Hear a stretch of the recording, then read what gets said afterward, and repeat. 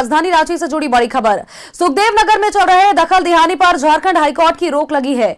High court की ओर से दखल दिहानी की कार्रवाई पर रोक लगाने से पीड़ित परिवार को बड़ी राहत मिलती नजर आई है।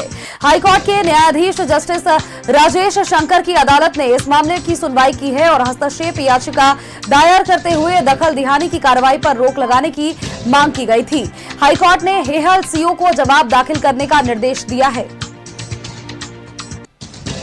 बड़ी खबर दर्शकों तक साझा करें। सुखदेव नगर में चल रहे दखल दिहानी पर झारखंड हाईकोर्ट ने सख्त रुख अपनाया है और हाईकोर्ट की रोक लगा दी गई है। इसके अलावा हाईकोर्ट की ओर से दखल दिहानी की कार्रवाई पर रोक से पीड़ित परिवार को बड़ी राहत मिलती हुई नजर आ रही है। हाईकोर्ट के न्यायाधीश जस्टिस राजेश शंकर की अदालत ने इस मामले को लेकर सुनवाई की है और हस्तक्षेप याचिका दायर कर दखल दिहानी की कार्रवाई पर रोक लगाने की मांग की गई थी। हाईकोर्ट ने हेहल सीओ को जवाब दाखिल करने का निर्देश दिया है।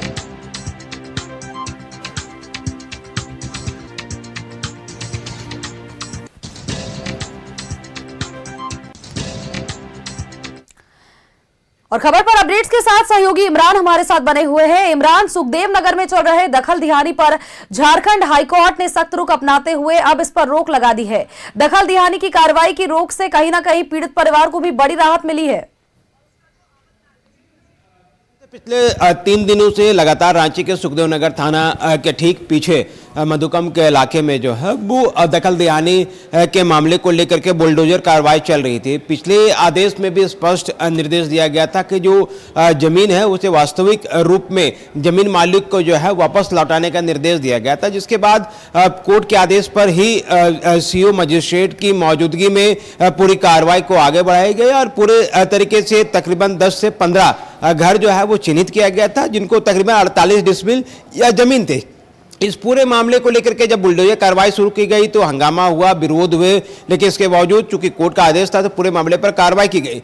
अब पूरे मामले में इस जो पीड़ित पक्ष है वो झारखंड हाई कोर्ट की तरफ से दोबारा रुख करते हैं और हस्तक्षेप याचिका दायर की जाती है। इस हस्तक्षेप याचिका में गुहार लगाई गई कि जिस तरह से इस जमीन को लोगों ने सादा पट्टा के नाम पर या फिर दूसरे जमीन के दस्तावेज को लेकर के जो है वो खरीदी है और मौजूदा समय में जमीन के मालिक जो है उसे तकरीबन 1.5 करोड़ रुपए से अधिक का भुगतान भी किया गया है। इसके बावजूद जो है इस पूरे मामले पर कोर्ट को गुमराह करते हुए डार्क में रखा गया। जो सीओ कार्यालय से जो रिपोर्ट दिए गए थे उसमें भी कई तरह की हेराफेरी है। तो इस पूरे मामले में झारखंड हाईकोर्ट ने दोनों पक्षों को पूरे मामले पर गंभीरता से सुना और सीओ से जवाब दाखिल करने का निर्देश दिया गया। साथ ही साथ इस पूरी बुलडोजर कार्रवाई का दखल दिहानी का जो है अगले आदेश तक जो है वो रोक लगाई गई है। अगली सुनवाई तक जो है वह फिलहाल रोक लगाई गई है, जिसके बाद जो पीड़ित परिवार है जो लगातार इस पूरे मामले को लेकर कार्रवाई रोकने की गुहार लगा रहे थे, झारखंड हाई कोर्ट की तरफ से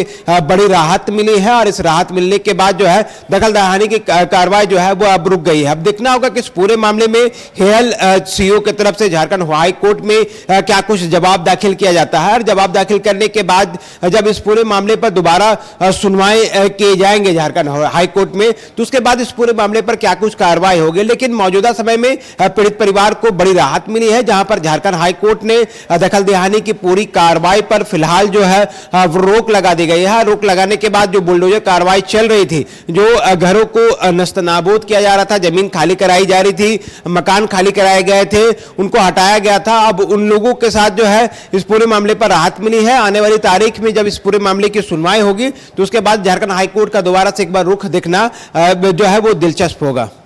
नजर बनाए रखिएगा इमरान, लगातार आपसे अपडेट्स लेंगे। फिलहाल के लिए आपका बहुत बहुत शुक्रिया हमारे साथ जुड़ने के लिए।